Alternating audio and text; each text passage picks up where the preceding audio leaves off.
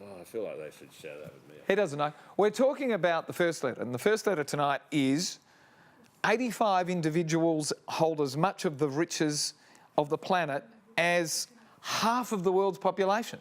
Wow, that's huge. Now, we've got a terrific lineup of panellists tonight, heavy hitters. Stephen Pallaras, former DPP for South Australia, who went on to become Justice Pallaras is here.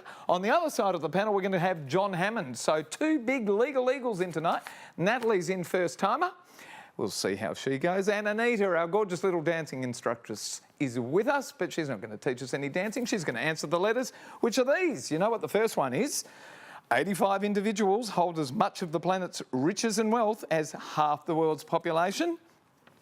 A letter writer is not happy about that. We'll see what the panellists have got to say. Oh, a wannabe grandmother writes in, family is the only thing that's real, but not one of my 4 kids is interested in having kids. Bit sad about that one. And the last one tonight, I am first, foremost and always a very proud Australian, writes Pasquale, whose heritage is Italian, and he wants to know what all this fuss is about for dual citizenship in the Parliament. We're going to find out what all the panellists have got to say. Don't go away, Sweet and Sour, starting right now. Got a problem, big or small, would a miracle be nice? Our motley crew is back, churning out advice. You might even laugh a bit in the following half hour. Park your backside on the couch, cause baby it's time for Sweet and Sour. Right here on Sweet and Sour. Pour some sugar on there, baby. It's time for Sweet and Sour. How's about some chili? It's time for Sweet and Sour. Good evening, everyone. Welcome to Sweet and Sour. Lovely to have your company, and thank you for joining us. Gary Mitchell with you for the next half hour. Who's on the panel tonight? It's been a long time between drinks, hasn't it, Stephen Pallaras? A long time, Gary. Long time. Did you put QC on the bottom of your little... No. No? Oh, well, Stephen Pallaras, No. QC. Can I... Well, it's nice to have a QC on the panel.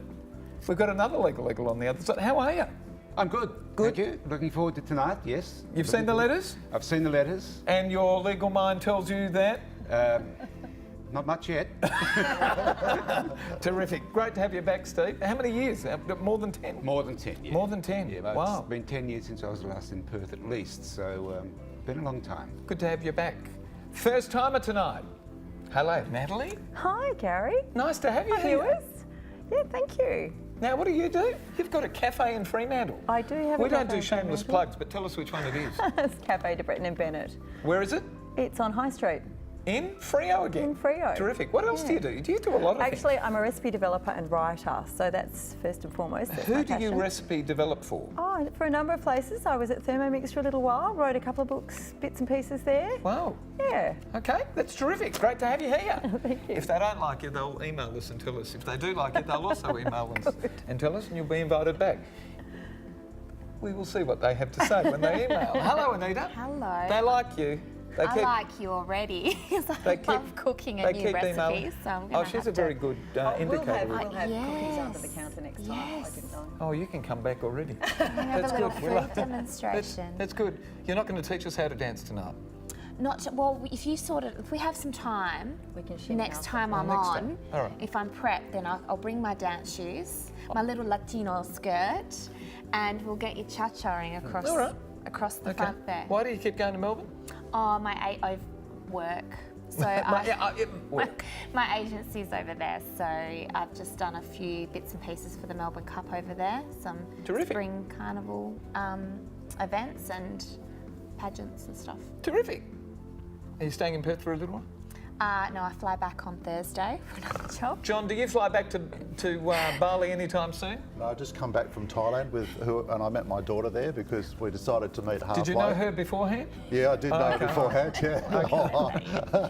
But I'm actually quite inspired sitting next to Anita tonight because one of my greatest failings is I cannot dance to save my own life. Now, Anita tells me that everyone can learn, Yes. and that I think will be stretching it. Not in on my Tonight case. Show.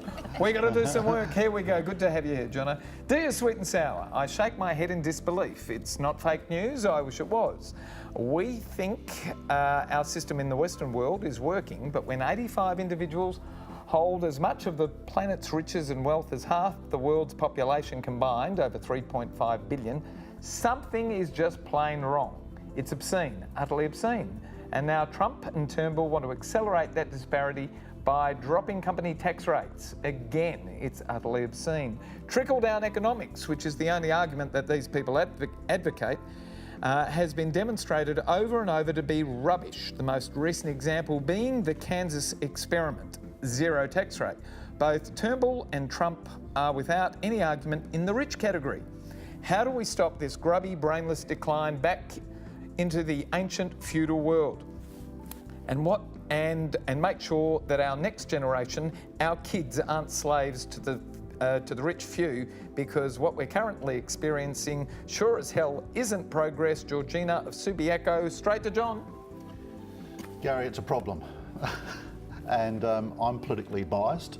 I believe that you need to distribute the pie, because if one person has the entire pie, the rest of the people around the table are going to be very upset, and understandably. And you create enormous dislocation in any society when wealth isn't distributed properly. So, look, I totally agree with what your writer has said.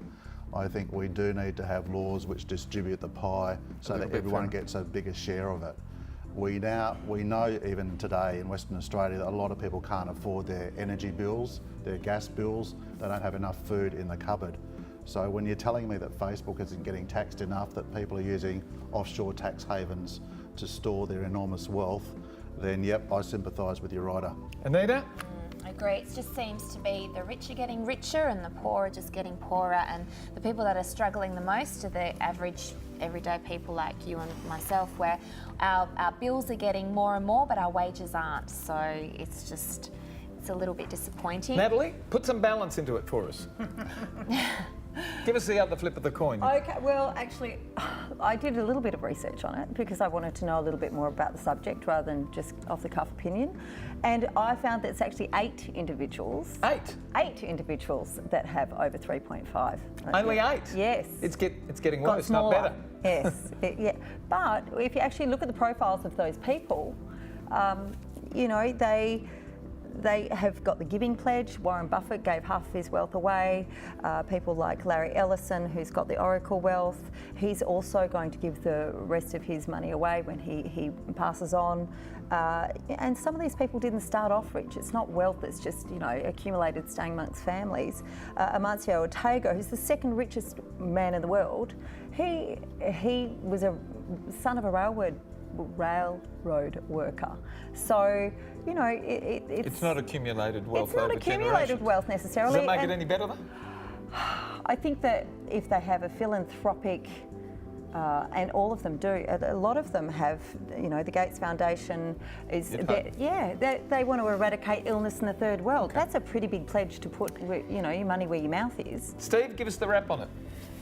Gary, Georgina highlights an imbalance that we've got in our world, in our society. One of the words she uses most often is obscene, and what I find equally obscene is the salaries that people like entertainers and sportsmen get for doing really what they enjoy the most. Yet you've got people like policemen and teachers and nurses who don't get that sort of remuneration. So we are in an imbalance. She says also that she's critical of the Prime Minister for lowering company taxes. Well, I used to live in Hong Kong for some time.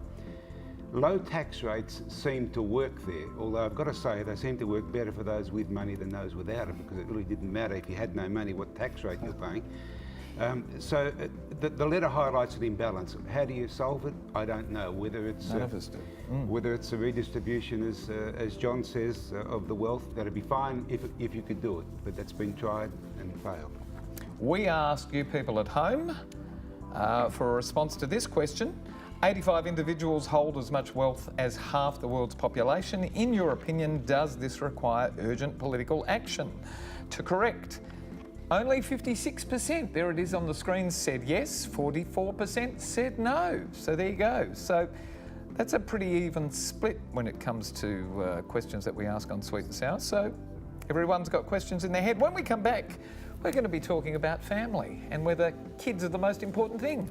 More of Sweet and Sour. Don't go away after the break.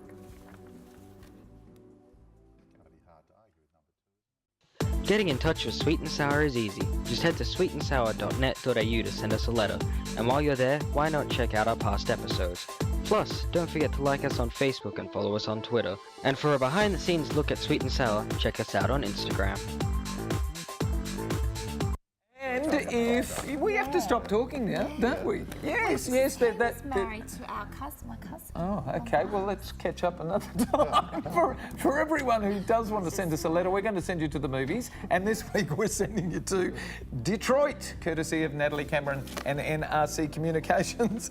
And letter 2, Think Dink, whatever that means. Dear Mitch and Pallaras, I'm not going to be a grandmother.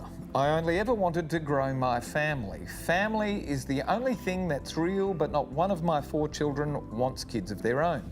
Every age has challenges, but all of my brood and their partners, and they're all very clever, do not want children for one negative reason or another. What rubbish has been put into their heads by the media? They are scared to bring kids into this world. What can I say or do to have all my kids change their minds? Having kids is simply the greatest of joys.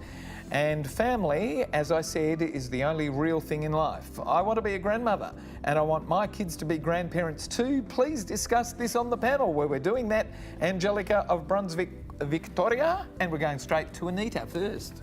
Well, how old are your children? That's what I want to know first. Is she complaining because they're like 18, 19 and she wants grandchildren straight away? Or are they a lot older? I'm not sure, but... She would probably start nagging them at 11. Probably by the sounds of the letter. Look, there's a lot of people out there that they say they don't want children initially, and then when they actually meet the right person, they change their minds, and it's the vice versa as well. Some people, from when they're children, they want to have children, and then when they get older into the adult life, they don't want kids anymore. They can't have kids. So I think you just need to respect your children's wishes, and you can't push something like children onto your children if they're not wanting to be parents. Well, you can. She's going to have a good go. Well, it's not right. Anita doesn't like it. John, do you want grandchildren? Yeah, I sure do, and I'll be pushing my children. I'll be pushing my children to have children. Having my children has been one of the most wonderful experiences in my life, and I would never regret it. One of the beautiful things about it is you can actually relive your entire life almost through them. So all the modern music, the sport, everything, I just absorb it and love it. But what do you say to your kids to ensure that they go away and have kids? I loved you kids and you'll love your own kids. That's what I'll say to them. It's the best you can say, isn't it? And they'll probably follow through. Steve? Angelica, I don't want to be offensive towards you, but really it's none of your business. You had the choice to have children when you wanted children. Give your children the same right. One of the best ways to guarantee an unhappy family life, I think, is for people to have children when they're not either intellectually or financially or emotionally ready for it. You bring into the world children in an unhappy atmosphere. Children have to be wanted. They can't be ordered in advance by grandparents or potential grandparents. So I say, talk to them by all means. Tell them how you feel, but really it's not your call. Not your call. Nat? I'm a parent. I have 2 children. I love them. It's been really hard work because it's just me. And I would like for them to one day bring home grandchildren, not too soon, if they're watching. But I've got to say, I gave them the gift of life, free will, and it's their decision. I'm not going to force my opinion on them. Not in this, I just don't think that's fair. And, I think if you're going to keep hassling your children, they might start saying no out of spite. I know that, if my dad keeps on hassling me to do stuff, I'm like, you know what? No. You're going to back off, yeah. Within miles an hour, I know. So all of us on the panel say, really, it's none of your business, but having kids is wonderful.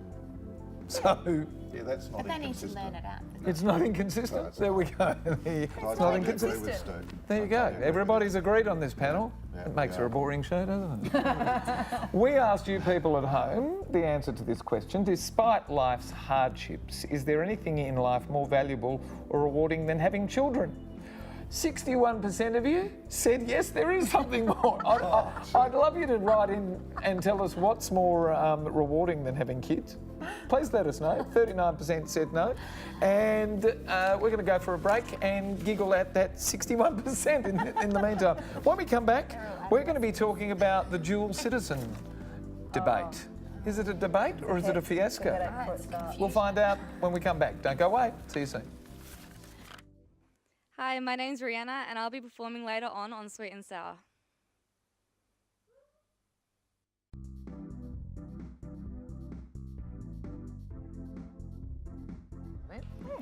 Man, you probably got it straight back. Here we go, straight into letter 3. Dear panellists, I don't care if my parliamentarians are dual citizens, but I do care if they waste our time and money and don't get on with the job. And that's what's happening right now.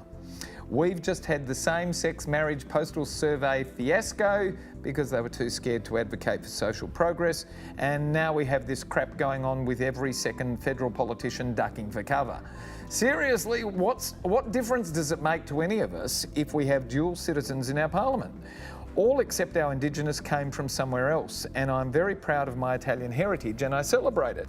I am, however, first, foremost and always a very proud Australian. I can't see why we've had to play hard politics on this one. I'd even be happy to have a referendum at the next election on this if it helps. We can't live with an isolation mentality forever, and we are richer for our diversity. So I say let dual citizens be in Parliament. They are allowed in state parliaments and no one questions their right to sit there. After 117 years of federation, how the hell did we get to this point of sheer confusion, writes Pasquale of Mawson Lakes in South Australia. We're going straight to Steve to start with. You're up. Pasquale, you make some good points.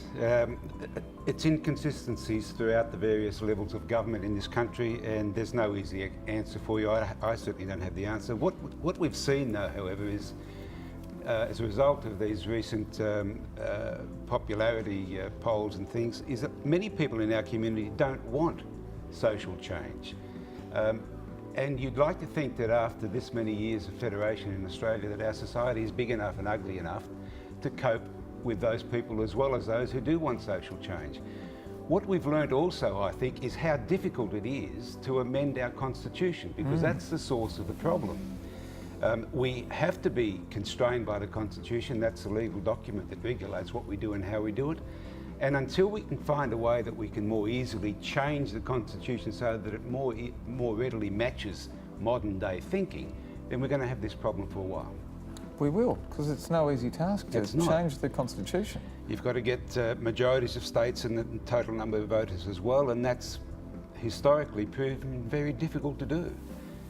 Nat, how do you feel about this? Actually, in my notes, the first thing I wrote is this is kind of an example of when laws can't keep up with the modern world.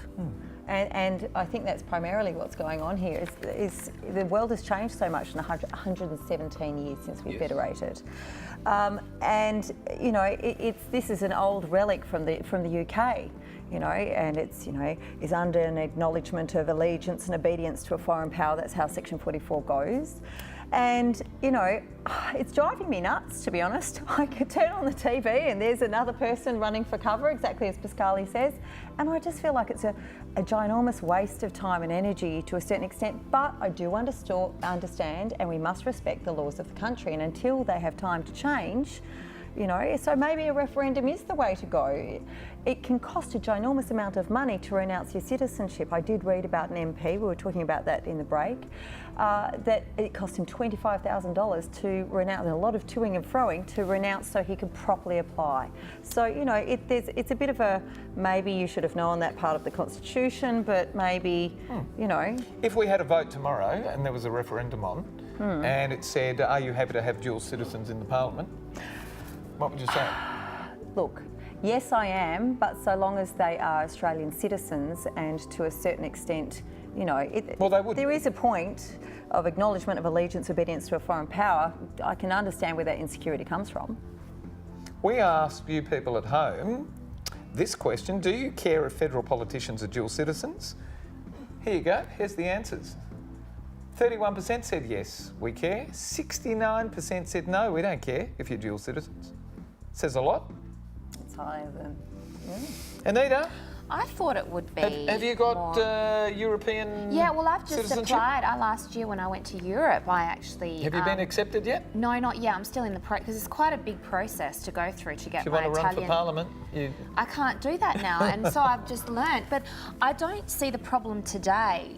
What the problem would be by having dual citizens in our parliament. That's what I don't understand. I thought it would be more of a benefit with all of our foreign trade agreements and stuff, and being such a multicultural, multiracial country that Australia is.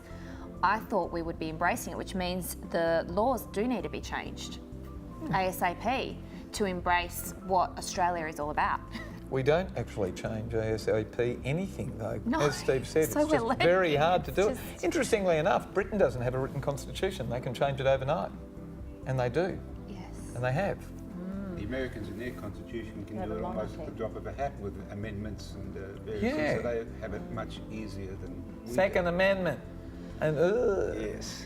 But everything goes past the monarchy though in Britain, so they do have a stopgap kind of because. well, the not monarchy, really. they're Monarchy asleep. just sign. Yeah, they're asleep. They just sign. Not They necessarily. assent to Wet signatures. legislation. Not necessarily, not all the time. Really? You know of examples where they've actually said, "I'm not signing that. I'm not assenting to legislation on your behalf at all." I think back in the 50s there was an example where Queen Elizabeth did actually. She got a lot of backlash for it, but yes, newly into her queendom. Did she? Yes.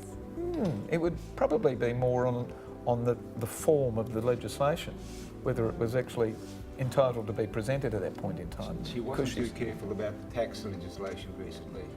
Ooh. When they listed the wealthy people in the world where they put their money to hide tax. She's got $10 million. That one slipped through, I think. Jono, last word on this one. My last word is that we do need to change the constitution to get rid of this very outdated part of it. We need to have a referendum so that people can be dual citizens and sit in the federal parliament. I recently found out that I'm a dual citizen, so my parliamentary career has now come to an abrupt halt. You can still run for state parliament. Yeah, I can still run for state parliament and local council. Not interested, huh? But what really depresses me about this and the postal vote that we recently had for gay marriage is it takes our eye off the ball of the main issues. It's incredibly boring to read about this every day. It's incredibly destructive because so much time is wasted by political parties trying to gain an advantage over one another, over the person on the other side shouldn't be sitting in the parliament. So look, I'd like to see it fixed up.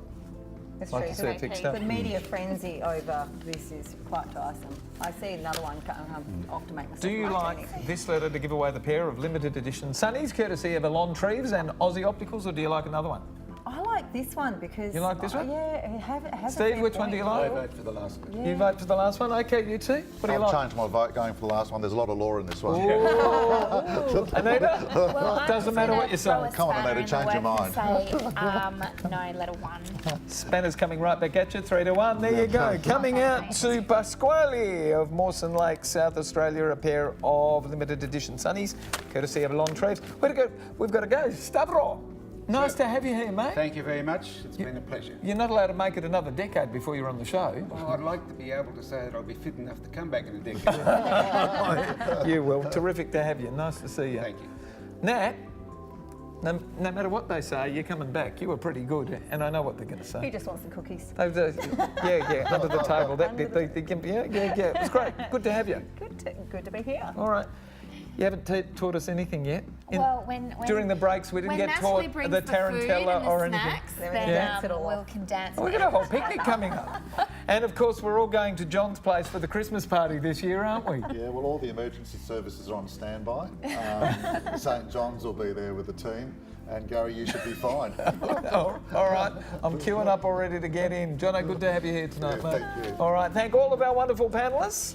And right now, we're going to cross over to centre stage because Rianna Corcoran is going to wind up the show for us with a song tribute. Here we go. Take it away, Rianna. Thank you, everyone. Good night. Good night.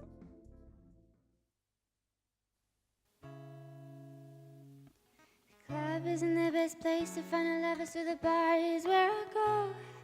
Me and my friends at the table doing shots, drinking fast and we talk slow. Come over and start up a conversation with just me, and trust me, I'll give it a chance. Now take my hand, stop, and the man at jukebox, and then we start to dance. And I'm singing like, girl, you know I want your love. Your love was handmade for somebody like me. Come on now, follow my lead. I may be crazy, don't mind me. Say, boy, let's not talk too much. Grab on my waist and put that body on me. Come on now, follow my lead. Yeah, come on now, follow my lead. I'm in love with the shape of you. We push and pull like a magnet too. Although my heart is falling too. I'm in love with your body. And last night you were in my room, and now my bed sheets smell like you. Every day discovering something brand new. I'm in love with your body. Come on, be my baby. Come on, come on, be my baby. Come on, come on, be my baby. Come on, come on, be my baby. Come on, come on, be my baby. Come on, come on, be my baby. Come on, come on, be my baby. Come on, come on, be my baby. Come on. I'm in love with the shape